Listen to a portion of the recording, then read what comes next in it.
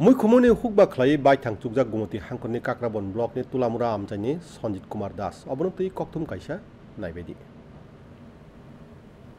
आत्मा तांबतांगो मासरूम ने हुकबा खलाई बायथां चुकजाक गुमति हांखरनि काक्राबन ब्लकनि तुलामुरा आमचाइनि सन्जित कुमार दास हुकबा बेदकनि बखाक्ते बनो मासरूम हुकबानि सागाव लयफ्रमुं रजाखा ब थानाय बिसि चार जरारमय काहाम करंखाने मासरूम ने हुकबा खलाई तंग हेनय गुमति हांखरनि हुकबा बेदकनि काक्राबन साब डिविजननि सुपारिनटेन्डेन्ट राजू मजुमदार साखा আত্মা প্রকল্পে সঞ্জিত দাস নামক একজন চাষি আছেন যিনি সফল চাষি। এই প্রকল্পে আমরা ওনাকে মাশরুম চাষের প্রশিক্ষণ দিই এবং একটা ডেমনস্ট্রেশন প্রোগ্রাম ওনাকে প্রথম 2018 সালে আমরা অ্যালট করি।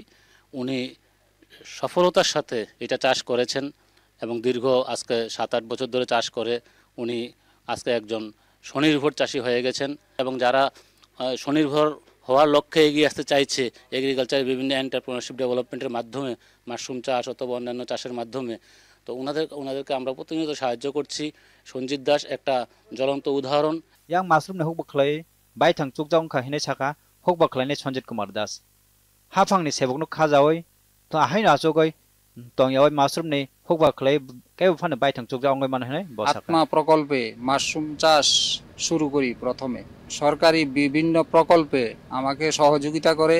সমস্ত প্রকল্পের মাধ্যমে যে বেকার ভাইদের সাহায্য চলছে, বেকার ভাইয়েরা এই সাহায্য নিয়ে নিজের পায়ে নিজে দাঁড়িয়ে স্বাবলম্বন হয়ে যাতে পয়সা রুজি করতে পারে সেই জন্য আমি সবার কাছে অনুরোধ রাখবো। दूरदर्शन कोक्तमा त्रिपुरा।